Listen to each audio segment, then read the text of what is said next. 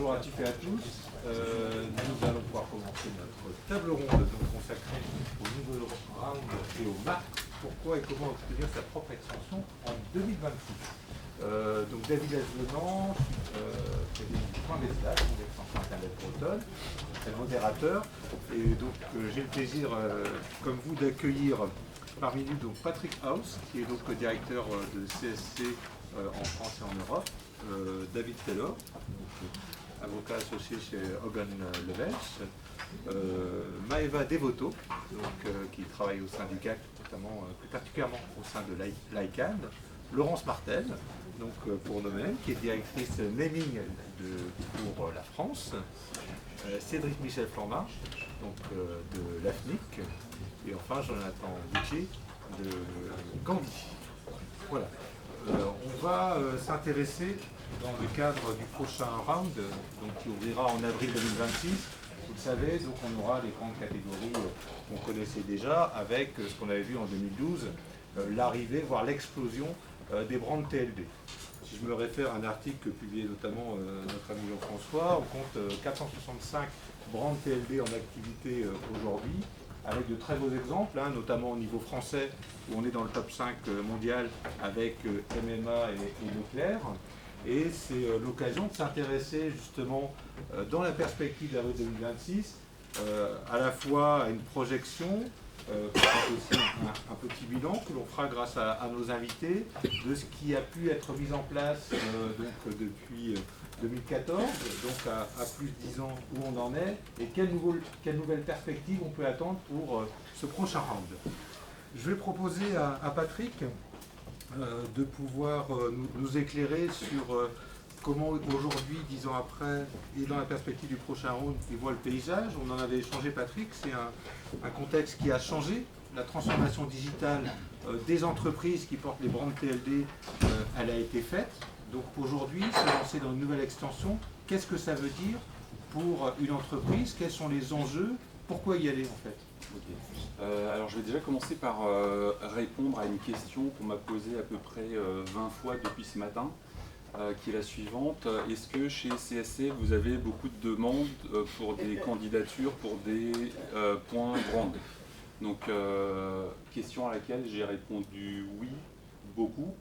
On a à l'époque chez CSC géré à peu près un peu moins de 30% des candidatures mondiales au niveau mondial pour des dot brands, donc environ un peu plus de 150.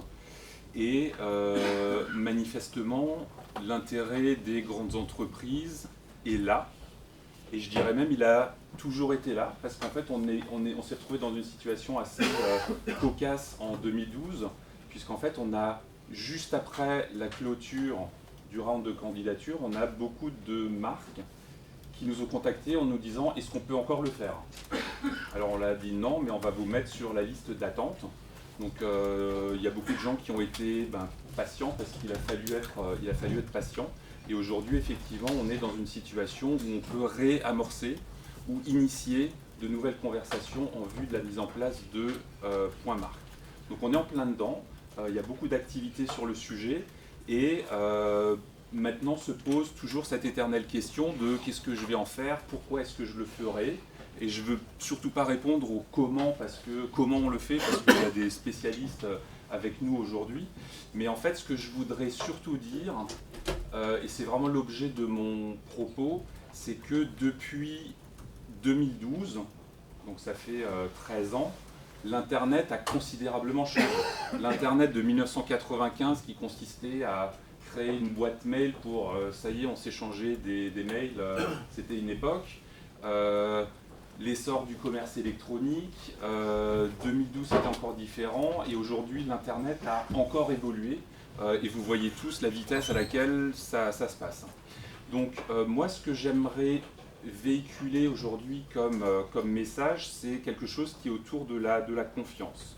Pourquoi? Parce que, j'ai évoqué ce terme, les grandes entreprises, qu'est-ce qu'elles ont fait ces 20 dernières années en fait? Elles ont effectivement géré une transition numérique, une transformation digitale. On est passé du fax à l'email, puis aux échanges de données automatisés et ainsi de suite. Donc il y a énormément de choses qui se sont passées, il y a énormément de choses qui se sont accélérées. Et alors, c'est pas une conclusion que je dresse, mais j'ai envie quand même plutôt de dire que ça y est, les entreprises ont fini par faire leur transformation numérique. Il y a à peu près plus de salariés, il n'y a pas de salariés dans le monde qui a plus d'adresse email ou ce genre de truc. Enfin, voilà, on y est, on utilise toutes les applications et ainsi de suite. Donc on est dans ce schéma-là. Et en même temps, on voit, et les noms de domaine d'ailleurs en sont un exemple, on a parlé des abus ce matin, on voit finalement un Internet qui évolue dans un sens que beaucoup de gens parmi nous considèrent comme n'étant pas favorable. On parle de fake, on parle de deepfake, donc d'usurpation d'identité, grosso modo, via des vidéos. On parle de contrefaçon, on parle de phishing, on a parlé de cybersquatting, de typo-squatting, on a parlé d'attaque DDoS. Moi, personnellement, et là, c'est pas avec ma casquette CSC que je parle, mais globalement, quand je me connecte sur le web, je commence à faire de moins en moins confiance au contenu auquel j'ai accès. Okay, je vais vous donner un exemple. Le 15 août, vous avez peut-être aussi reçu ce SMS qui vous invite à vous connecter sur télépéage-régularisation.com qui vous dit que vous n'avez pas payé votre péage. Moi, le 15 août, j'étais en bagnole. Et sincèrement, il y a aujourd'hui ces barres de péage automatisées où il n'y a plus de portique. Et j'ai sincèrement cru que j'avais zappé mon paiement de péage.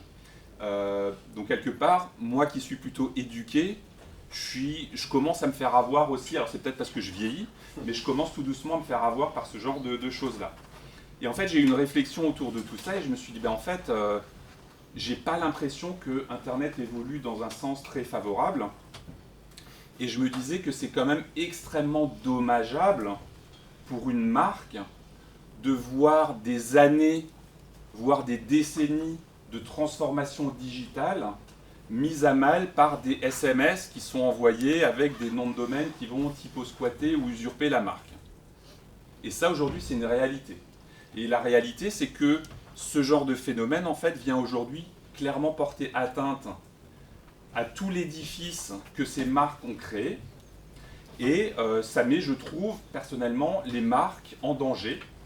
Parce que finalement, on vient quelque part atteindre la confiance que l'internaute finalement a placée dans ces marques, dans leurs composantes digitales. Je ne sais pas si vous, aujourd'hui, vous ressentez le même genre de phénomène, mais moi, quand je vois ce genre de choses, j'ai plutôt tendance à faire de moins en moins confiance aux marques avec lesquelles je travaille, avec lesquelles je fais du commerce, dont j'achète les produits, et ainsi de suite. Et du coup, je me suis dit, si peut-être qu'en 2012, le contexte d'évolution d'Internet n'était pas forcément ultra propice à déployer des extensions de type .mark, il y en a eu beaucoup, mais finalement il y en a quand même relativement peu qui se sont vraiment déployés. Et bien je trouve qu'aujourd'hui le contexte va certainement un petit peu plus dans cette direction-là, et j'ai la conviction, certainement la certitude que l'état de l'Internet aujourd'hui fait que les marques, en tout état de cause, doivent se poser la question de finalement comment je vais pouvoir utiliser un dot brand ou un .mark pour recréer de la confiance avec mes utilisateurs en partant d'un principe qui est extrêmement simple, qui est qu'en fait, lorsque vous avez votre .mark, vous êtes chez vous. Okay, les nouvelles extensions, c'est de l'immobilier, hein. Ni plus ni moins que dans le domaine digital, vous achetez des terrains et vous bâtissez votre propre maison, vous êtes chez vous. Quand vous êtes chez .com, vous n'êtes pas chez vous. Vous louez un appartement dans un immeuble qui s'appelle .com et votre voisin, c'est peut-être un très bon avocat et vous avez peut-être un autre voisin qui sera un cybercriminel qui va également utiliser .com. Idem pour le .fr. Alors le .fr est certes un peu plus une zone de confiance, mais on a aussi des mauvais acteurs dans le .fr. Donc en fait, je trouve que ces dot brands sont une excellente opportunité pour les marques de délivrer un message à leurs utilisateurs, leurs clients, pour leur dire bienvenue chez nous, bienvenue chez vous. À partir du moment où vous êtes sur une extension en .mark, vous avez la certitude d'être chez la marque et quelque part, en fait, vous recréez de la confiance avec vos utilisateurs à un moment donné, je dirais, de l'histoire d'Internet, où on sait que cette confiance peut être extrêmement endommagée par la cybercriminalité, la fraude, et ainsi de suite. Merci Patrick. Tu évoques le mot confiance. J'ai envie d'interpeller Cédric et Jonathan par rapport aux échanges qu'on a eus en amont. J'y rajouterai peut-être même, Cédric, le mot souveraineté aussi, par rapport effectivement à un acteur européen qui est l'Afrique, pour pouvoir proposer des solutions, avoir aussi ton regard par rapport aux clients que vous accompagnez déjà, qui vous ont fait confiance et qui capitalisent effectivement, comme l'évoque Patrick, sur une confiance nécessaire, qu'ils soient adressés à leurs titulaires. Voilà, si tu peux nous dresser un petit tableau. Je laisserai peut-être la parole aussi à Jonathan, où on évoquait notamment, Jonathan, à l'interne d'une entreprise, tout le parcours qu'on peut avoir auprès de différents interlocuteurs pour les convaincre, que ce soit le directeur financier, le directeur au niveau de la communication ou de la cybersécurité, de tout l'intérêt d'un point marque. Cédric, si tu peux nous éclairer. Bien sûr. À l'AFNIC, on croit beaucoup au point marque, on est très actif sur le sujet. Donc nous, on propose des solutions d'opérateurs techniques de registre, donc notre expertise technique, pour que ces points marques ils soient aussi performants, sécurisés, et puis qu'on puisse offrir aussi une infrastructure souveraine en France et en Europe aux acteurs européens, et qu'on continue à jouer un rôle majeur sur ce beau continent. Et donc, on y croit et on fait beaucoup d'actions pour communiquer autour du point marque. Notamment, on organise un événement qui s'appelle le Cercle des points marques, qui aura lieu le 15 octobre prochain à Paris, où vous avez des témoignages de représentants de marques, et où on essaie aussi de donner des perspectives sur le prochain round, et puis sur comment on peut utiliser cette extension en point marque. Donc le point marque, effectivement, comme tu disais Patrick, c'est vraiment l'actif numérique premium qu'on peut obtenir, le Graal qu'on peut obtenir sur le système d'adressage qui est Internet aujourd'hui, le premier niveau, que vous pouvez d'une part sécuriser au maximum, déjà avec des NSEC, avec du démarque, dès la racine. Et puis c'est sans conteste le fait que vous êtes sur un contenu officiel de la marque. On a des marques comme BNP qui communiquent très bien sur le sujet. Leclerc a fait de très belles choses aussi. Ils ont plus de 1000 noms de domaines, à commencer par E.Leclerc. C'est leur logo. Ils ont revu le point orange. Ils communiquent sur des termes génériques. Location.leclerc. Bon, j'imagine que vous avez vu pas mal de noms de domaines en point marque. On s'est posé la question également à l'AFNIC, et dans le cadre du cercle des points marques, de comment justement c'était perçu vis-à-vis du grand public. Donc on a conduit une étude fin 2024 qui a été réalisée par le cabinet MV2, qui a interrogé 2000 utilisateurs d'Internet, et il en est ressorti déjà que ces personnes nous ont déclaré avoir été victimes au cours de leur vie d'internaute d'une cyberarnaque en ligne, et que le point marque pour un utilisateur sur 4 était connu. Alors c'est aussi parce que la France a fait office de pionnier avec des belles marques comme Leclerc, MMA, SNCF qui l'ont utilisé très tôt. Mais les points marques sont bien connus du grand public. Et ça apporte plus de confiance, une meilleure appartenance à la marque, comme tu le disais Patrick. Et je voudrais juste ajouter, il y a des enjeux qui arrivent, qui sont exprimés aussi, autour de la maîtrise d'un réseau de distribution. Dans le secteur automobile, ce que fait Audi par exemple, vous avez des concessionnaires privés, multimarques, ça permet aussi aux marques de remaîtriser leur réseau et le contenu qu'ils apportent aussi à leur réseau, la maîtrise de leurs fournisseurs, de leurs sous-traitants. Voilà, vous avez de nombreux enjeux, et puis Jonathan en parlera aussi sur l'intelligence artificielle qui arrive face à ces enjeux de contenu aussi très officiels. Jonathan. Donc pour compléter un peu ce qui a été dit, on est assez aligné finalement avec CSC chez Gandhi sur notre perception du point marque. Concrètement, effectivement, quand on arrive en face des clients et qu'on commence à être sollicité sur ces questions-là, assez rapidement on identifie que souvent l'IT, la cybersécurité de l'entreprise adhère assez facilement au projet. Ils identifient très vite tout ce qui est détournement de RIB des fournisseurs qui ont à peu près touché toutes les grosses boîtes.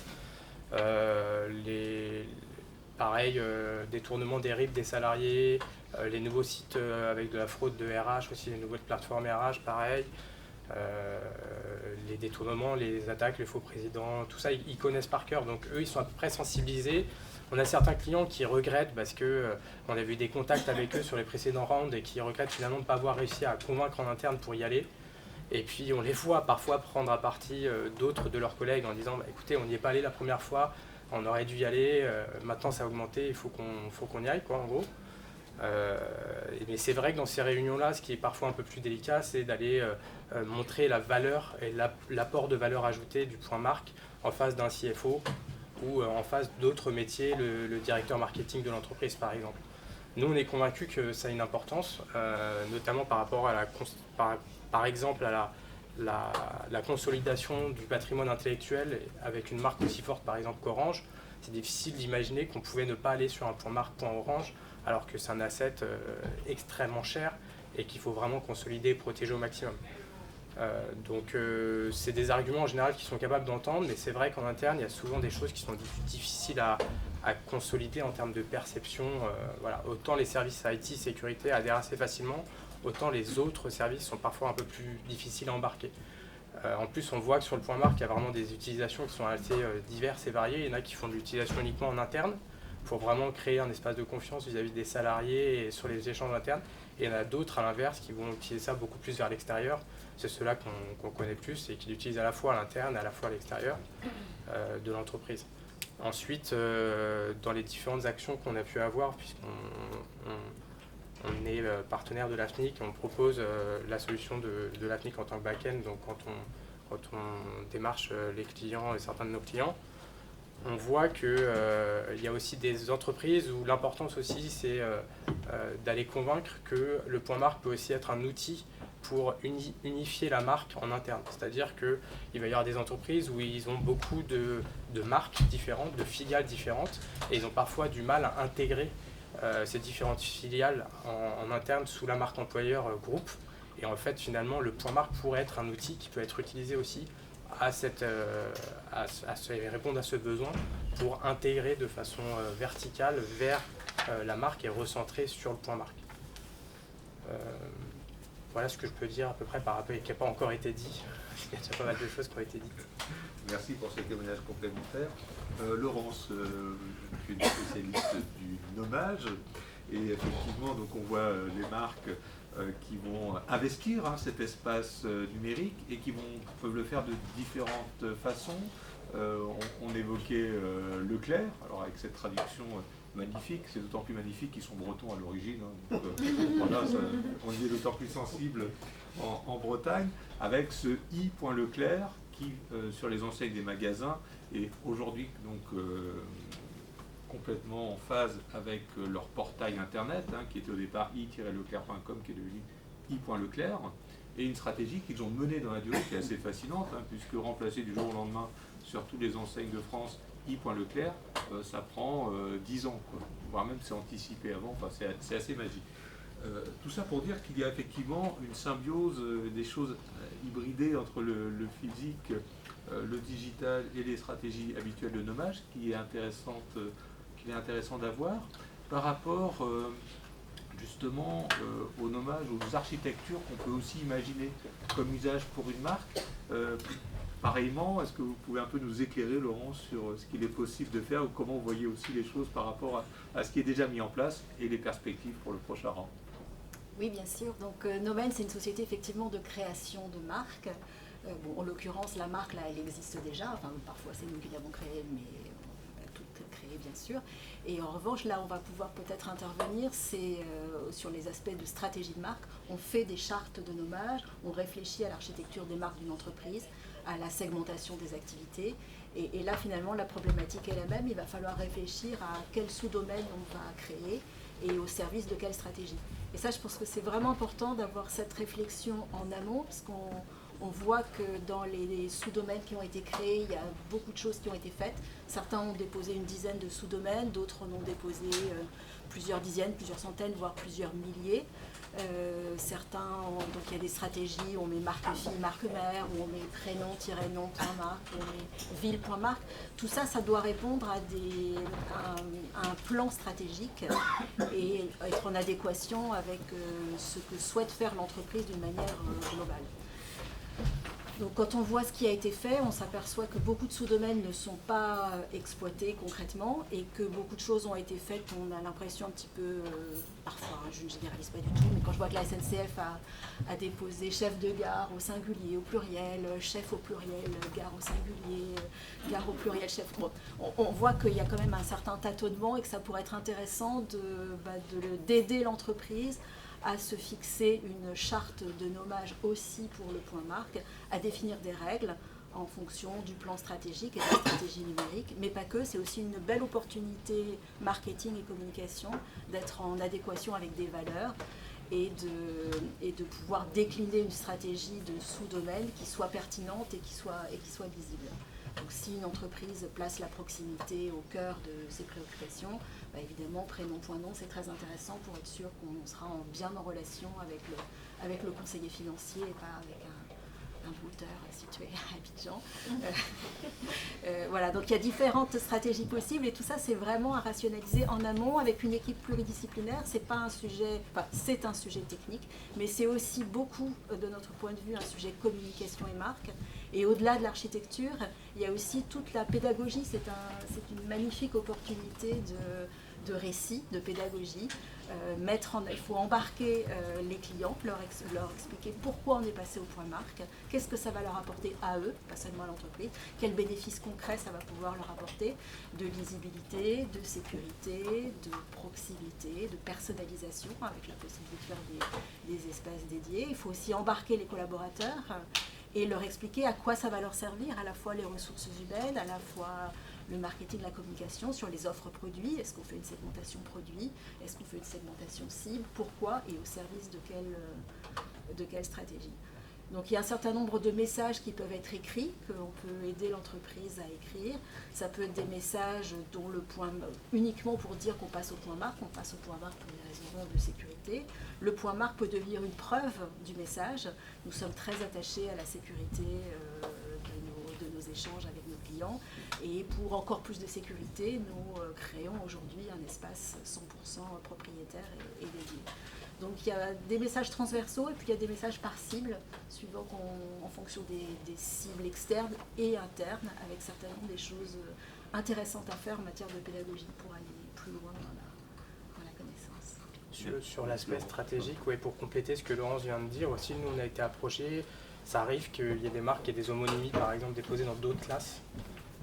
On a eu cette interaction-là de marques qui sont venues nous demander s'il fallait qu'ils y aillent, connaissant l'existence d'une autre marque avec exactement les mêmes caractères, et d'aller nous demander est-ce que vous pensez qu'eux vont y aller, etc. Et nous, on n'a absolument pas la réponse, mais le seul conseil qu'on peut donner à ce moment-là, c'est allez-y si vous avez un doute, parce que si jamais ils y vont et que vous n'y êtes pas allé, ce sera trop tard pour se réveiller après, en fait, une fois que ce sera enregistré. Donc ça, on a eu le cas, nous aussi, en termes de stratégie vis-à-vis du client. Il n'y a pas d'autre conseil que de lui dire si vous avez un doute et que vous avez cette crainte que l'autre marque y aille, allez-y parce qu'après il sera trop tard pour se réveiller et le prochain round ce sera terminé. C'est vrai qu'il y a beaucoup de marques homonymes. Lotus, ce sont des voitures, ce sont des biscuits, c'est du papier toilette. C'est pas que des petits et des gros, il y a aussi des gens qui sont peut-être tous légitimes à obtenir le point marque et effectivement c'est une manière de se positionner, c'est un message qu'on envoie à ses cibles. On fait partie du cercle encore restreint qui a vocation à s'élargir. On fait partie de la cour des grands avec ce point marque. On montre qu'on est moderne, innovant, visionnaire et que c'est aussi une forme de preuve de maturité numérique peut-être, de responsabilité. On veille à la sécurité pour rétablir la confiance, c'est quelque chose d'extrêmement important. Je pense qu'il y a un point qui est important également et qui est peut-être un élément de différenciation des autres types d'extensions, donc les purs génériques ou les géos, c'est que je pense que le succès d'un point marque ne se mesure pas par le nombre de noms de domaines enregistrés, Nous, on a des cas très précis. Je pense à Saxo Bank, par exemple, qui est un de nos clients dans les pays nordiques, qui a, je crois, en tout 74 noms de domaine sur son point Saxo. Ils sont extrêmement contents de ce qu'ils ont réussi à faire, des messages qu'ils ont réussi à diffuser auprès de leurs clients. Et pour eux, c'est un réel succès indépendamment du nombre de noms de domaine. Il y a beaucoup de marques qui ont encore leur extension de type .marque du premier round sur leurs étagères, qui vont faire des tests, essayer, faire un petit peu de R&D, un petit peu d'innovation, voir les bénéfices et ainsi de suite. Donc je pense que c'est des éléments également à prendre en compte. La visibilité qu'on peut avoir sur un point BNP Paribas, un point Leclerc ou SNCF quand c'était leur grand moment point SNCF, c'est plus le cas maintenant. Voilà, mais on a vraiment des usages différents. Ce qui manque peut-être encore aujourd'hui pour un déploiement un petit peu plus massif de ces extensions en point marque, c'est peut-être un très gros acteur de l'Internet qui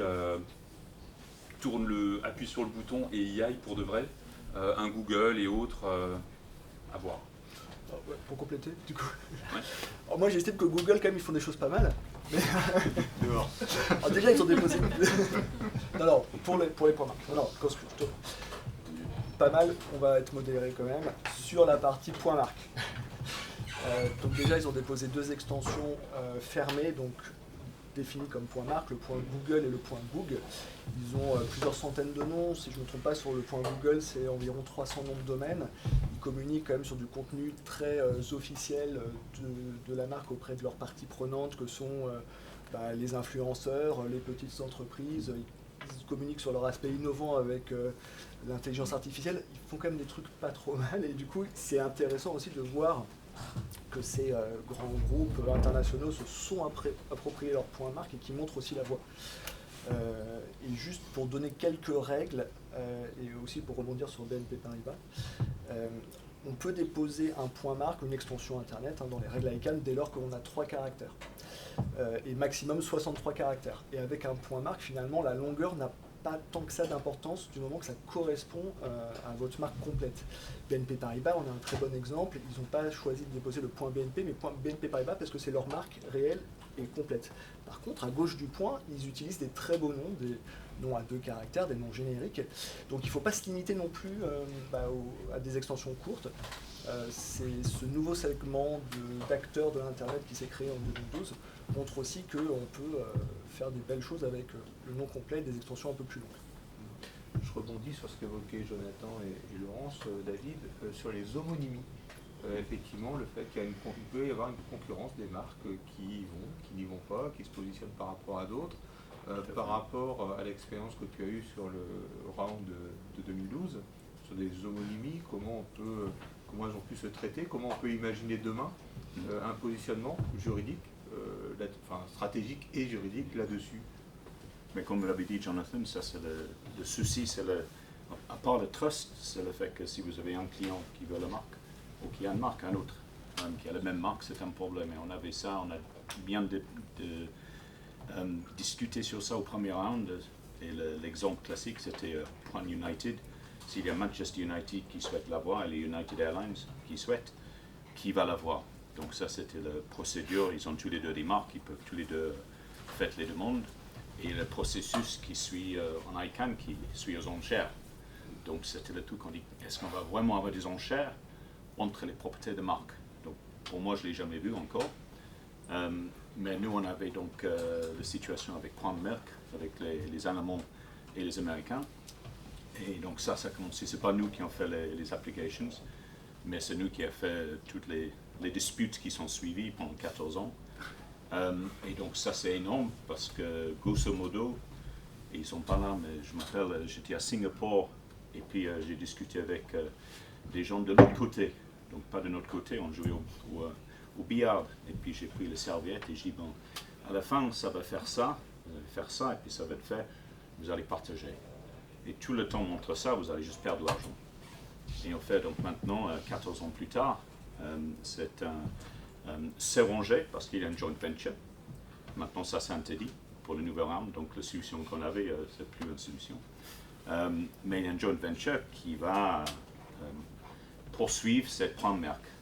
Mais le problème est que, donc il y a le Register Agreement qui est signé maintenant, donc ça va. Mais le problème est qu'il y a du contentieux dans 12 pays, qui est basé sur le point marque, mais c'est le bagarre devenu un petit peu plus large une fois que tu commences avec des avocats. Donc t'imagines 12 juridictions, 12 côtés d'avocats, etc. Les arguments qui se passent, tout le monde fait du mal sur tout le monde. Donc c'est pas sorti de l'auberge. Donc quand ça va mal, ça va aller vraiment mal. Et c'est pas le coût de 227 000 que j'ai derrière ici. Si vous avez Lotus et Lotus papier de toilette et vous avez 227 000 en papier de toilette, il faut l'acheter et faites la demande parce que sinon quelqu'un va peut-être aller à ta place. Donc c'est vrai, c'est complexe si ça passe comme ça. Donc plutôt être proactif pour une marque, c'est-à-dire déposer plutôt que de se poser avec mais tous les marques, donc on a un cabinet d'avocats et puis donc on a des clients un peu partout dans le monde, mais pour tous les clients qu'on accompagne, on sait déjà s'il y a une autre marque. Donc tous les clients qui ont un compétiteur ou une autre boîte qui a la même marque, on est déjà au courant. Donc eux, ils n'ont pas fait la demande, vous devez peut-être faire la demande, et là ils discutent, est-ce qu'ils vont le faire ou pas. Et souvent c'est quand même un appel entre les CEO des deux boîtes qui décident. Donc ça, j'ai vu ça plusieurs fois. On avait déjà les demandes, je crois on avait 7 demandes dans le premier round des sociétés. On a fait toute l'application, tout prêt. Ils ont dit, on n'est pas sûr si notre compétiteur va le faire. Et finalement, ils ont un petit coup d'appel, ils disent, ils ne vont pas le faire, ils ont dit qu'ils ne vont pas le faire, donc on ne va pas le faire non plus. Donc j'ai toujours 7 prêts à partir. Et on a dit, s'ils le font, on va les assigner. Et personne ne l'a fait, donc il y a toujours ces 7-là. Et c'est la même discussion maintenant, j'ai envoyé un petit mail en disant, vous voulez refaire le truc 14 ans plus tard ou vous allez passer un coup de téléphone? Donc là, ils ont dit, on va passer des coups de téléphone avant qu'on fasse la new application pour garder un peu de sous, qui est logique. Merci David pour cet éclairage. Maëva, tu es au sein de l'ICANN en particulier chargé du GAC, qui dans le cadre du prochain round s'intéresse forcément aux applications qui vont être déposées, souhaite pouvoir mettre en place quelques précautions et potentiellement aussi pour nous partager quelques bonnes pratiques pour les futurs candidats qui veulent se positionner par rapport aujourd'hui aux discussions que vous avez au sein de l'ICANN et du GAC. Oui, donc je fais une petite nuance. Je suis dans l'équipe qui s'occupe des relations avec les gouvernements et les organisations internationales, donc pas juste le GAC, mais comme le GAC, c'est là où les gouvernements sont, on travaille aussi avec eux. Donc le GAC, pour ceux qui ne sont pas complètement familiers, c'est le groupe au sein de la communauté ICANN où les gouvernements peuvent s'impliquer. Il est constitué de plus de 180 gouvernements et environ 40 organisations internationales. C'est un comité consultatif, c'est-à-dire que son rôle c'est de donner des conseils au board de l'ICANN sur des sujets de politique publique. Comment est-ce qu'ils font ça? Par des avis. Donc c'est des avis qui doivent être consensuels, donc tout le GAC se met ensemble et décide d'envoyer un avis au board. Et le board ne peut pas ignorer un avis du GAC, c'est-à-dire que s'il décide de ne pas suivre le conseil qui est donné par le GAC, il faut qu'il se justifie par écrit et il faut qu'il essaye de trouver un moyen de trouver un arrangement entre les deux. Donc le GAC a été impliqué dans le développement, par exemple, du guide de candidature, le Applicant Guidebook, AGB, qui a été publié en première version, mais contrairement à ce qui est écrit dans le petit magazine, c'est possible qu'ils soient encore changés, parce qu'il y a eu toute une période de commentaires cet été de 2 mois, et maintenant ils sont en train de voir comment est-ce qu'ils intègrent tous ces commentaires qui ont été faits dessus. Donc il y a des choses qui vont changer. On ne sait pas encore si ça va être énorme ou pas, mais c'est sûr qu'il y a des choses qui vont changer, et normalement ça va être adopté à l'ICANN 84 à Dublin. Et donc, selon l'AGB, donc le guide du candidat, il y a un certain nombre de choses que les gouvernements peuvent faire dans le cadre du nouveau programme de GTLD. Ils peuvent par exemple envoyer des commentaires publics. Ça c'est quelque chose que n'importe qui peut faire, pas juste le GAC. Et pas le GAC ensemble, n'importe qui peut faire ça. C'est pour emmener à l'attention des évaluateurs, si c'est soumis dans les dates, des commentaires ou des questions pertinentes par rapport à une candidature. Ensuite, les candidats ont ont le droit de répondre, je pense, dans les 30 jours pour que leur réponse soit prise en compte par les évaluateurs. Le GAC peut aussi faire des early warnings, donc des sortes de avertissements précoces, c'est ça comment on traduirait. Et donc ça, et là je les donne dans un ordre de plus en plus sérieux. Donc le early warning peut être déposé par un gouvernement ou un groupe de gouvernements du GAC, et c'est pour dire que voilà, qu'ils ont une préoccupation par rapport à quelque chose. Donc dans l'application, ça peut être lié à des lois nationales ou autres. Et à ce moment-là, les candidats ont 3 options. Ils peuvent décider d'aller parler avec la partie concernée, c'est ce qui est recommandé. Ils peuvent faire une demande de modification de leur candidature, ou alors ils peuvent décider d'ignorer, mais c'est vraiment pas recommandé, parce que les early warnings peuvent se transformer en objection formelle ou avis du GAC vers le board.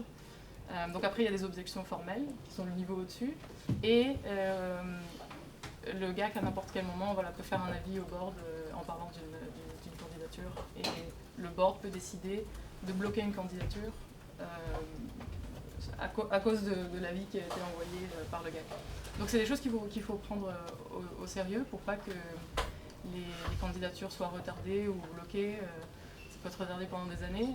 C'est mieux de le faire à l'avance. Donc regarder un peu dans le guide du candidat quel type de candidatures peuvent être problématiques, et puis essayer de discuter en avance avec les gouvernements pour trouver des solutions. Je ne sais pas s'il y avait une deuxième partie de la question que j'ai ratée. C'est un peu les bonnes pratiques. Voilà, donc là il y a ça comme bonne pratique, et il faut voir l'ICANN comme un endroit où les gens peuvent venir discuter. Le guide du candidat, c'est juste une base en fait. Idéalement, il faudrait que les gens à l'avance se renseignent et qu'ils puissent régler même les problèmes en dehors du guide de candidat. Donc ça c'est des bonnes pratiques. Il y a un aspect aussi, je pense, qui est important, c'est celui du timing. Parce qu'on parlait de 2012, on est aujourd'hui en 2025. Je ne sais plus si je vous en ai parlé tout à l'heure quand j'ai commencé, mais donc aussi, je crois que je vous l'ai dit, mais nous, on a eu effectivement ce phénomène de sociétés qui nous contactent immédiatement après la fin de période de candidature pour nous dire on voulait y aller, ou est-ce qu'on peut encore y aller. Et on est là, en l'occurrence, face à un événement qui se produit chaque décennie. Donc c'est important de se poser les questions et de bien réfléchir, parce que potentiellement, la prochaine opportunité ne sera pas dans 1 ou 2 mois après la fin de la période de candidature.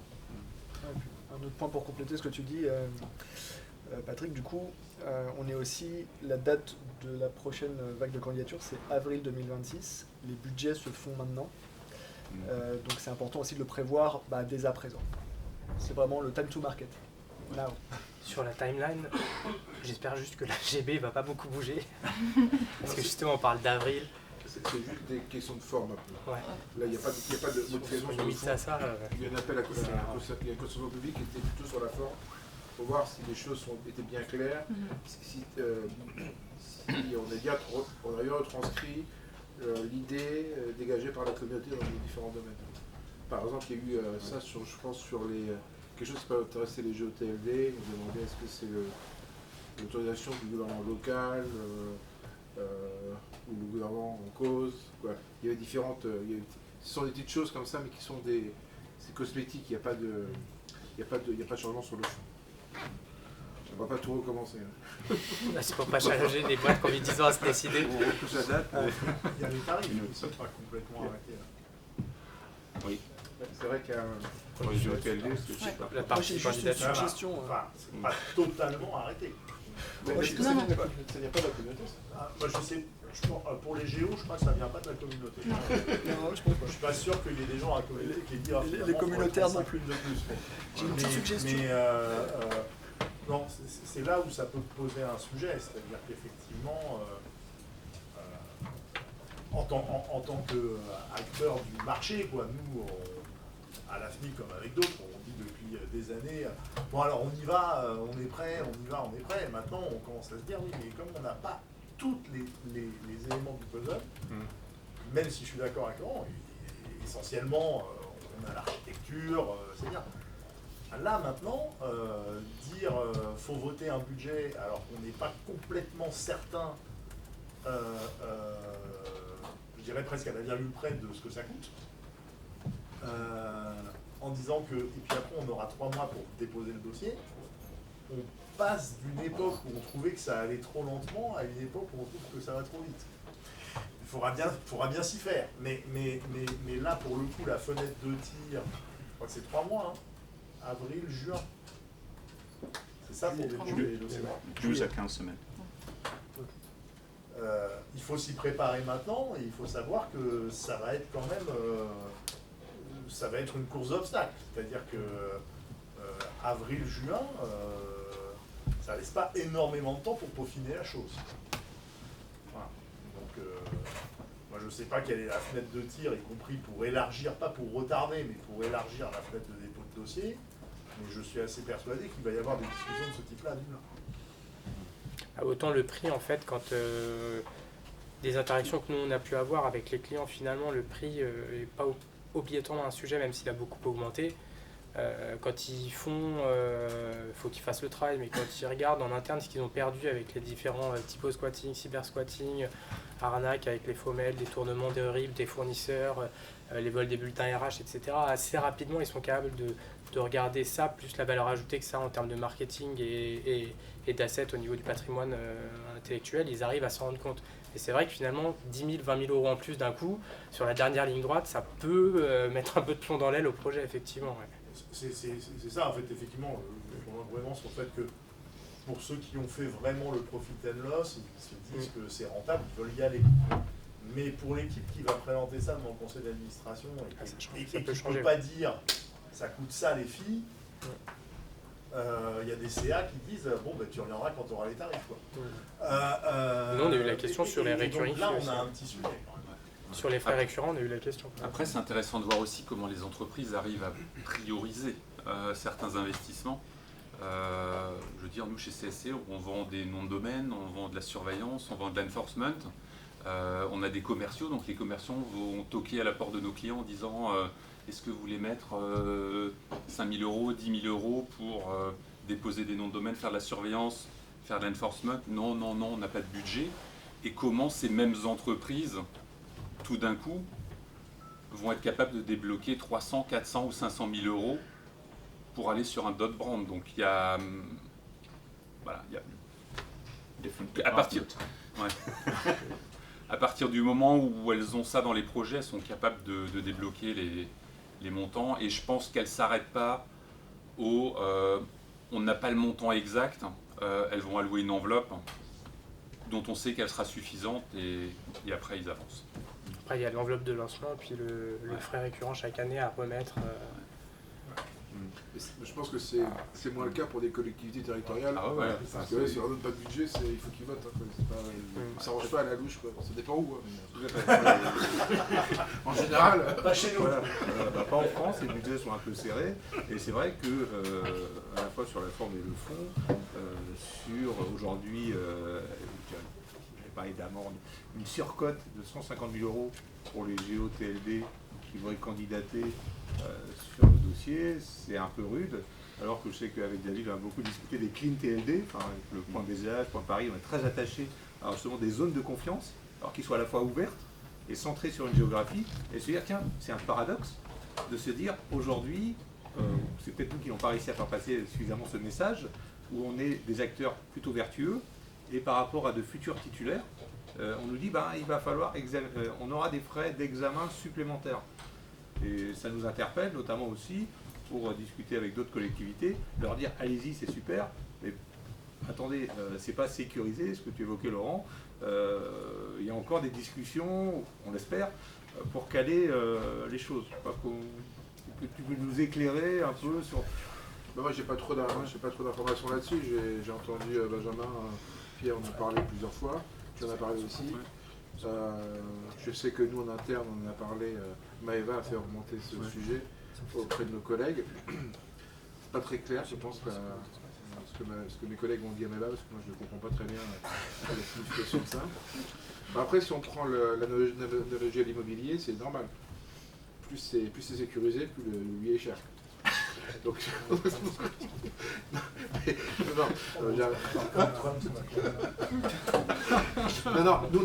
c'est quelque chose qu'on a fait remonter parce que pour nous, c'est un problème.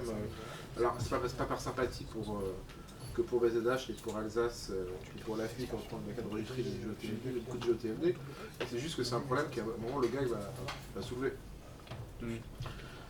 Parce que comme moi j'étais du côté gouvernement à l'époque, c'était nous qui indiquions à l'ICANN que c'était des candidatures qui étaient portées par des collectivités locales qui avaient le droit de les porter. Il me semble, c'était le ministère des Affaires étrangères qui faisait des lettres. Tout à fait. Et donc voilà, c'était réglé, et je pense que le GAC peut servir au moins à ça. Mais bon, ça c'est pas la position officielle de l'ICANN, c'est quelque chose qu'on a fait remonter parce qu'il nous semble qu'il peut y avoir un problème avec le GAC là-dessus, sur ce sujet-là, d'un surcoût des GOTLD, qui encore une fois en plus c'est pas forcément un bon exemple. Si on remonte mon argument du fait que ce sont les endroits où il y a le monde des NSMUs, ce sont les bons élèves de la classe. Donc ça peut être mal perçu, et puis en plus ce sont des communautés où il y a des modèles économiques qui sont pas spécialement développés, et que donc un surcoût peut empêcher beaucoup de projets de se développer dans différentes collectivités. Mais c'est quelque chose qu'on a fait remonter à nos collègues. Je pense qu'à Dublin on aura le temps d'en discuter. Que pour l'instant on a une réponse mais qui ne me convenait pas trop. C'est un peu bizarre. Donc je pense qu'on va en discuter dans quelques semaines. Merci. Si tu vas à Dublin, ou si on peut voir nos collègues qui s'occupent du programme et en discuter, parce que je pense qu'il y a un sujet, et il vaut mieux en discuter avant que ce soit le gars qui en discute, parce que là après on ne sait plus où ça va nous mener. Oui, sur ce sujet des coûts, sauf erreur, il y a un applicant qui supporte le programme. Oui, Est-ce que c'est pas aussi un argument et à quel moment il intervient?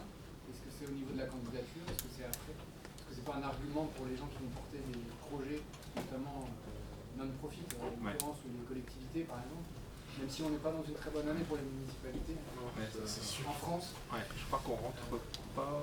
Je crois que Benjamin n'est pas là, non? Si, il est là. Parce que Benjamin, lui, allait regarder ça, il me semble. L'ASP. L'ASP, c'est un programme d'ICANN, ils ont 10 millions d'euros de dollars sur la table. Et en fait, ils vont dans un process, alors c'est à destination des non-for-profit, des pays en voie de développement, certaines startups dans certaines conditions et tout ce qui est collectivité publique, etc., etc. Donc vous pouvez candidater, c'est en ligne, vous avez même des équipes de support menées par l'ICANN, enfin c'est plutôt bien organisé. Et donc, in fine, vous pouvez bénéficier de cette aide qui se résume à un appui pour la candidature, mais pour les candidatures qui seraient plutôt européennes, c'est plus l'aspect financier. Et là, on est sur un rebate de 75 à 85%, ce qui est énorme. Et là, du coup, évidemment, si on est une collectivité qu'on a 85% ristourne, s'ils nous disent, bon, vous avez quand même 35 000 au bout, ça passe mieux. On est bien d'accord. Alors, moi je fais partie des entreprises qui ont été sélectionnées par l'ICANN pour faire des accompagnements et pour expliquer un petit peu, etc. etc. Alors ça n'a pas trop bougé pour l'instant, très longtemps, parce qu'on verra une fois que l'ASP sera un peu plus avancé. Aujourd'hui, il y a quand même finalement assez peu de candidats dans le process ASP par rapport à ce qui était attendu. Parce que les 10 millions de dollars, c'est le nombre de fois où si vous faites 227 000 $ moins 75, 85, ça fait je sais plus combien, 180 candidats potentiels qui peuvent bénéficier de l'ASP. Là, on est très très très loin du compte. Donc, dans un premier temps, c'est quelque chose, on disait, c'est ouvert à tous. Si vous correspondez au profil non-for-profit, collectivité, etc. Mais si vous arriviez avec votre tête de candidat européen ou un nord-américain, vous allez comprendre que c'est bon. Ouais. Bon là, très clairement, je pense que vu le faible nombre de candidats ASP qui sont entrés dans le process, je pense que vous arrivez même en étant une collectivité qui fait 10 milliards d'euros de budget annuel, you're welcome, clairement. Donc évidemment, c'est ce que je disais avant, pour une collectivité publique, une commune, c'est compliqué parce que ça coïncide parfaitement avec les élections en 2026, donc les GOTLD villes, je pense que enfin, à part peut-être le maire qui est réélu avec 80% au premier tour et qui se dit je m'en fous, je suis réélu d'office et voilà. Mais enfin, c'est compliqué. Un élu, il ne prend pas ce genre de décision. Enfin, les conseils municipaux ne prennent pas ce genre de décision là, maintenant, à quelques mois des élections. Tout est gelé. Les régions, ça peut s'entendre. Les pays où il n'y a pas d'élection en 2026, mais c'est le moment. Alors c'est toujours compliqué, parce que moi j'ai discuté avec plusieurs collectivités, c'est compliqué de les amener sur des sujets ASP. Ah oui, mais je mets le doigt dans un truc, mais ça vous oblige à rien. Oui, d'accord, mais bon, il y a un contrat, il y a machin, il y a ci, il y a ça. Mais si l'aide, je l'ai à la fin. Oui, mais si vous l'avez, et vous dites finalement je dépose pas de dossier, c'est pas grave, c'est possible. Ah oui, mais donc c'est compliqué. Il y a un sentiment de ah, je mets le doigt dedans et il faut que j'aille au bout. Et donc il y a beaucoup de pédagogie à faire, mais l'ASP, clairement, pour certains, même certaines startups, ici, c'est quelque chose qui est jouable. Et vraiment, parce qu'il y a un budget conséquent qui a été alloué par la CAN, et pour l'instant, on est loin d'avoir on est loin de les dépenser ces 10 millions-là. Très loin. Benjamin, j'ai une question là-dessus. Est-ce que la fenêtre ASP est toujours ouverte? Oui. C'est jusqu'à quand? 19 novembre. C'est novembre, si vous me souvenez bien. 19 novembre. Ouais, novembre, c'est ça. 19 novembre. Ouais, 5 novembre. On a quelques chiffres, Maëva, qui sont tombés sur le programme ASP. Trois applicants qualifiés pour cette année. L'année dernière, il y avait une candidature qui avait été prévue en 2012 sur 3. Donc, si on compare par rapport à l'année dernière, c'est potentiellement mieux. Mais Là, vous avez un peu plus de demandes, cela dit, que ces trois-là, c'est de l'ordre de 70, non? Ouais, c'est ça. Ok. Donc ils vont être traités au fur et à mesure? Oui, je sais pas où ils en sont dans les... Je vois juste les chiffres. Une petite question, je voulais vous soumettre aux uns et aux autres. On voit arriver donc l'intelligence artificielle dans les possibilités pour les internautes, les professionnels, donc dans la recherche d'informations, d'avoir des réponses qui sont générées donc automatiquement, qui sont agrégées, et contrairement à la page Google, c'est pas 10 réponses qu'on voit arriver, c'est une seule. Est-ce que vous imaginez demain que les points marques puissent être justement classés comme site de référence et comme on le voit par exemple sur Wikipédia ou Reddit, qui dans ChatGPT ont une surcote par rapport à d'autres sites, voire demain les points marques, espace de confiance, quand on a une question sur une entreprise ou un process que gère l'entreprise, pouvoir remonter justement le contenu qui serait en .BNP Paribas, .Leclerc, .MMA, par rapport peut-être des échanges techniques ou stratégiques que vous avez pu avoir en amont. Moi j'ai envie de dire que c'est un peu le but ultime, on va dire, que chaque candidat va viser. Maintenant sur les aspects plus concrets de comment ça s'est passé, si on raisonne un peu en termes SEO pour les candidats de 2012, j'ai l'impression que c'est plutôt bien passé en fait. Ça s'est bien passé pour les candidats de 2012.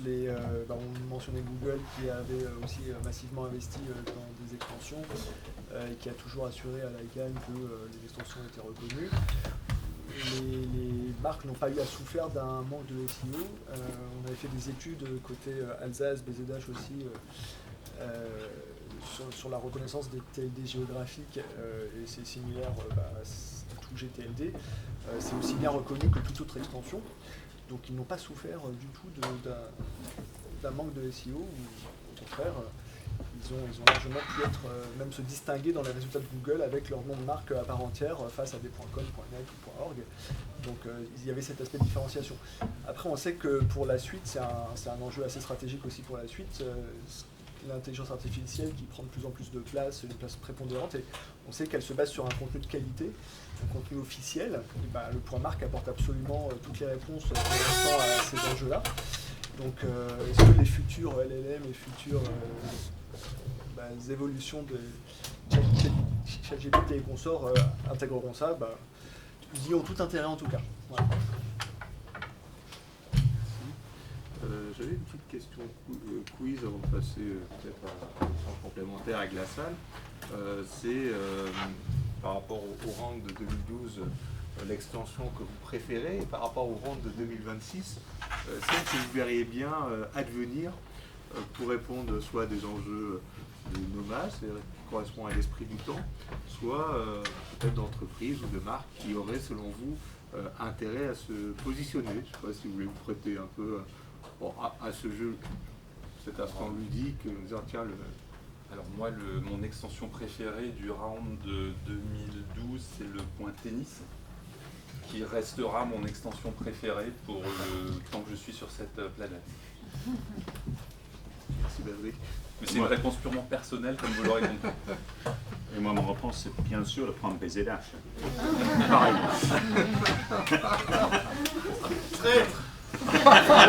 Suivi par le point Alsace. Il n'y a pas longtemps, David, je t'avais entendu dire le point gourou. J'avais dit un autre tout à l'heure, mais je ne vais pas répéter ça. Non, j'avais toujours, sur les demandes, j'ai toujours aimé les mecs qui ont fait les demandes de point pizza. Là, je dis c'est énorme de voir ça, quelqu'un qui dépense $185 000 pour point pizza. Donc c'est ça que j'adore sur les choses. Donc qu'est-ce qu'il y a en fait, honnêtement, moi je dirais le point banque, je trouve c'est bien parce qu'il y a quand même presque, je crois que c'est 20% des banques aux US qui l'utilisent. Donc si on arrive sur une question de confiance d'aller, ça c'est très bien. Par contre après ça je reviens sur la confusion. Quand moi je vais chercher, si je suis chez Barclays, que je ne suis pas, mais si je cherche, je vais sur point Barclays ou je vais sur Barclays.bank. Et donc tout de suite je suis confus. Donc on crée la confusion même avec ça. On parlait de 2012, mais il y avait aussi avant 2012. Moi, j'aimais bien le Pointel. Quelle provocation. Je trouvais ça le nombre d'arbres qu'on a abattus pour faire des cartes de visite, alors que le Pointel réglait le problème. Je vois pas où est la rébellion. Et derrière l'application fee, c'était $50 000 pour Pointel, donc il faut être là en avance. C'était français. Pas iranien, français, sur le Pointel. Le Pointel, c'était. Parce qu'ils avaient fait le. Ces promoteurs, c'était le fils d'un ancien garde des Sceaux. En tout cas, ils ont fait le fête dans la Tour Eiffel, que je m'appelle bien. Le Pointel dans la Tour Eiffel, et après ça, ils avaient fait sur les pyramides. Donc en Égypte. Donc après ça, tu dis où c'est. Donc je suis assez d'accord, Pointel, c'est pas mal. Laurent. Il faut que j'y réfléchisse. Laurent. Dans les entreprises qui peut-être auraient un intérêt à le faire, de mon point de vue, et peut-être d'ailleurs sont-ils déjà candidats, c'est peut-être le groupe La Poste qui regroupe des activités qui toutes reposent sur la sécurité et la confiance. L'acheminement de colis, on a tous eu des messages du livreur de colis qui n'a pas réussi à nous livrer notre colis. Ils font aussi des activités bancaires avec la banque postale, ils font aussi du numérique, donc c'est vrai que ça semble assez adapté. Je ne sais pas s'ils en sont convaincus eux aussi. Ah, on espère avec tous les arguments qu'on a pu échanger les uns les autres, voilà, de pouvoir leur en faire part et les convaincre, effectivement. Cédric, Jonathan, 2012, 2026. 2012, je ne vais pas m'attirer d'ennemis, les extensions géographiques françaises, commencer par le point BZH, le point Alsace bien sûr, et point Paris, point Corsica et point Paris. Non, ce qui est intéressant, c'est de voir aussi celles qui fonctionnent mieux, peut-être, c'est celles qui ont vraiment réussi à créer cette communauté. En tout cas, dans les extensions ouvertes, et même les extensions ouvertes génériques au global, c'est celles qui ont réussi à créer une communauté, qui réussissent à avoir une stabilité dans les volumes de création et à croître. Et puis tous les points marques, je pense, ont un potentiel important, on l'a largement évoqué. Et pour les perspectives, on croit beaucoup à la FNIC, aux extensions effectivement géographiques, communautaires, mais aussi points marques. Et quelques trucs et astuces, si on se pose la question est-ce que je dois y aller ou non pour la prochaine ouverture, déjà regardez le volume de votre portefeuille de nom de domaine, le nombre de services sécurisés que vous avez aussi, et puis si ça répond à des problématiques, à des enjeux futurs autour des problématiques que vous avez avec votre réseau de distribution, de vos sous-traitants, de vos fournisseurs, votre écosystème au sens large. Et puis si vous voulez aussi investir dans l'intelligence artificielle, il y a tous ces futurs enjeux à prendre en compte aussi. Donc c'est une vraie réflexion stratégique qu'il faut vraiment débuter très vite. Merci, Jonathan. Moi, sur les rounds précédents, j'aimais bien le point BMW, moins ce qu'ils ont fait, mais c'est-à-dire pas grand-chose, je trouve, mais bon. Et après, j'étais un peu surpris de ne pas voir plus de grandes marques, notamment dans le luxe. Parce que comme je disais tout à l'heure, je crois vraiment que ça valorise le patrimoine de propriété intellectuelle et que c'est une composante forte de la marque. Voilà. Après, du coup, moi, l'extension de rêve, pour moi, c'est le point Gandhi, mais c'est un peu subjectif, je pense. Merci. On a le temps pour 2-3 questions. Je ne sais pas si vous avez des questions, remarques, commentaires. Moi, j'ai une petite question en suivant un peu ce qui a été dit ici. Est-ce que vous avez une estimation, c'est peut-être plus une question pour Maëva, des dossiers qui ont été déposés aujourd'hui par rapport à il y a 10 ans? Est-ce qu'on est, même si les tarifs sont beaucoup augmentés, est-ce qu'il y en a plus, est-ce qu'il y en a moins, ou pas du tout? Non, on ne sait pas du tout. En 2012, on m'a dit qu'ils s'attendaient à 500 et ils en ont eu 2000, donc maintenant ils s'attendent plutôt à 2000, mais les meilleures estimations viendraient sûrement de la communauté. Enfin, il y a beaucoup de gens qui parlent de ça sur plein de forums différents, donc je pense que c'est ça. De notre côté, non, on n'a pas d'estimation. On souhaite 5000 alors. Non. Moi, je me rappelle, dans la première round, j'avais écrit un article que les gens n'arrêtaient pas de demander combien de candidatures il va y avoir. Et moi, j'avais écrit l'article et j'ai mis 1492, qui était l'année que Columbus a découvert les États-Unis. Donc, si vous cherchez, vous allez trouver. Et je trouvais que j'étais plus proche qu'Icann parce qu'ils avaient dit 500. Et après ça, quand on lève les multiple applications, j'arrive très proche, 1492. Donc, il faut me suivre. Je vais prendre de tout. Et du coup, ton pronostic? Je n'ai rien à dire pour le moment parce que je n'ai pas écrit mon article. Si je dis ça, vous avez tous écrit l'article et après ça, je suis derrière. First come, first serve. Après, la question, c'est aussi de savoir combien il va y en avoir qui vont être retenus. C'était quoi? C'était à peu près un tiers, je crois, sur les 2 précédents rounds par rapport au nombre de propositions. C'était à peu près ça. Donc, je ne sais pas s'ils sont prêts à recevoir autant à l'ICANN, en accepter autant. C'est un tiers, si on passe à des chiffres comme on disait, là, 3000 ou 4000, ça va faire beaucoup de remarques. Après, si je me permets, je pense qu'il y a quand même quelque chose de très différent cette fois-ci, c'est que c'est pour ça qu'on pense qu'il y a un gros potentiel sur les marques. Parce que la fois d'avant, il y avait encore une perception d'un gros potentiel sur les purs génériques. Ouais, c'est fait. Alors déjà, les purs génériques, il y en a moins, puisqu'il y en a plein qui ont été déposés. Et ensuite, les modèles économiques sont très très variés. C'est-à-dire qu'il y en a quand même pas mal qui se sont cassés la figure. Les purs, le point shoes, le point, je sais pas ce que vous voulez, quoi, n'importe quel objet de la vie quotidienne, ça a moins la cote qu'il y a 11 ans. Et je pense que ça avait beaucoup drivé des investisseurs à l'époque. Donc c'est aussi pour ça qu'on a un peu d'incertitude. C'est-à-dire que si effectivement les marques s'y mettent, on peut avoir vraiment beaucoup de candidatures, et c'est ce que nous on espère vraiment. Mais on n'aura de toute façon pas la même tête de round parce qu'il y aura probablement moins de génériques. Et une des raisons aussi pour lesquelles il y aura moins de purs génériques, c'est qu'il y a plus de lutte contre les abus. Et que dans les purs génériques, il y avait des modèles économiques et des modèles économiques aussi de masse. On se rappelle bien, enfin ceux qui étaient là il y a 11 ans, il y avait des mecs qui arrivaient avec des PowerPoint et des espèces de business models complètement délirants. Sur n'importe quel mot du dictionnaire, ils vous expliquaient que vous alliez enregistrer 5 millions de noms de domaine dans les 4 prochaines années, quoi. Et il y en a beaucoup qui ont monté des dossiers sur ces bases-là qui étaient complètement farfelues, parce que c'était la dot-com économie. Ça, c'est complètement terminé. Donc c'est quand même un gros changement entre 2012 et 2025. Et en suivant ça, l'autre bon changement, c'est le fait qu'il n'y ait pas des private auctions. Maintenant, Oui. comme tu dis, c'est exactement ça. Tu avais des investisseurs qui allaient avec plusieurs TLD, en sachant que même si ça ne marche pas, ils vont être aux enchères, ils peuvent le vendre. Donc, ils vont gagner l'application fee. Donc, ça incite de faire beaucoup, parce que finalement, si ça passe, ça passe. Si ça merde, tant pis, je vais avoir de l'argent. Et ça, comme ça n'existe pas, ça va changer sur les génériques. Je suis entièrement d'accord. Après ça, mais comme ça, il y a le replacement string process. Donc, après ça, vous faites .pizza, après ça, il y a des autres choses. Vous dites, vous avez la chance de faire une deuxième demande. Si votre .pizza ne passe pas, vous avez une replacement possibilité. Je crois que c'est 14 jours après le reveal date pour faire ça. Donc ça va peut-être attirer des gens encore. Tiens. Pinza et focaccia.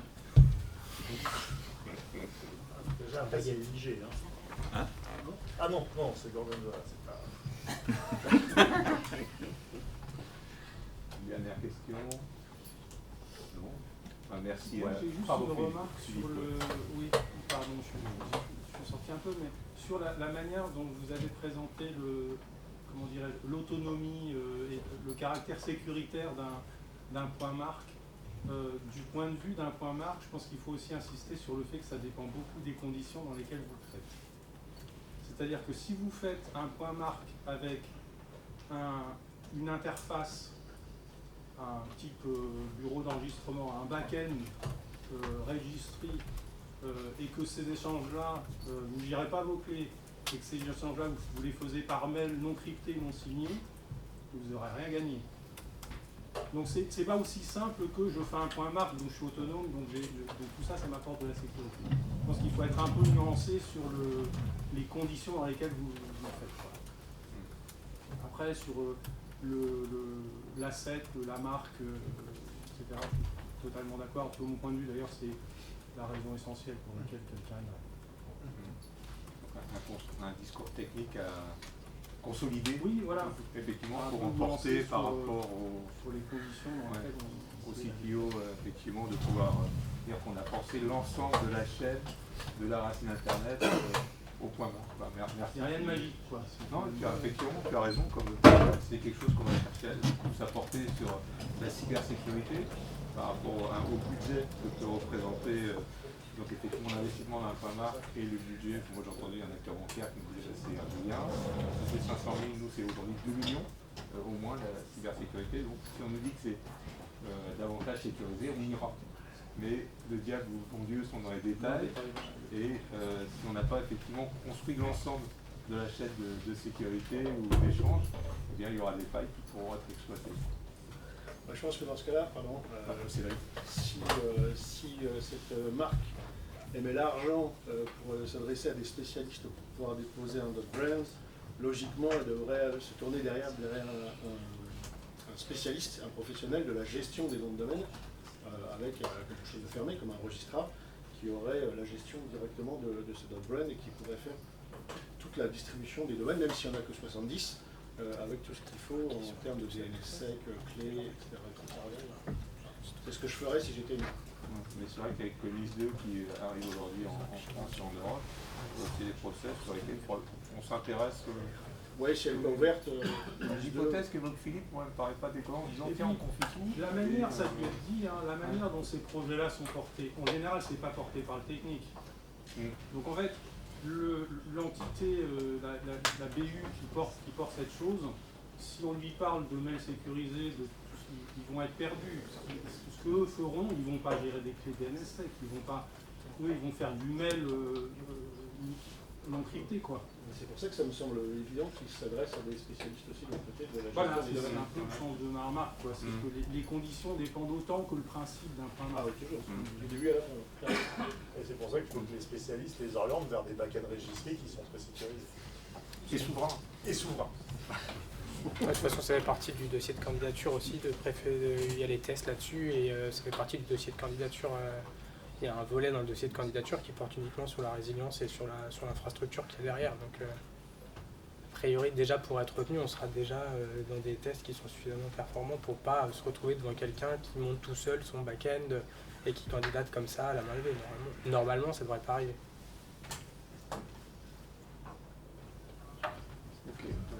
Merci à tous de... Ah pardon, excuse-moi. Une question annexe pour Patrick, puisqu'il a dit que son extension préférée c'était le point tennis. S'il devait réserver un nom de domaine, c'est pour un joueur ou une joueuse, ce serait lequel? Nadal.tennis. Je suis pas aussi vieux. T'as dit Björg, c'est ça? Non, Björg, c'est pas de yaourt. Si je devais réserver un point de tennis, je réserverais le mien.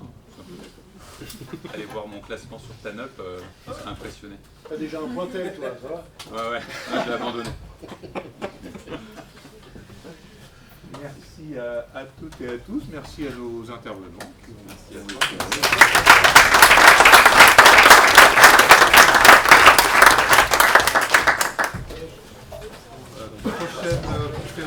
15h45, la nouvelle zone de référencement avec l'intelligence artificielle.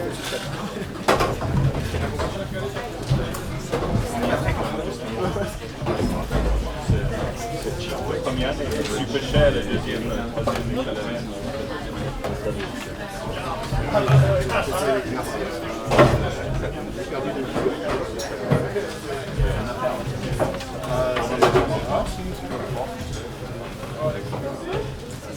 Non, donc ça doit être pas trop.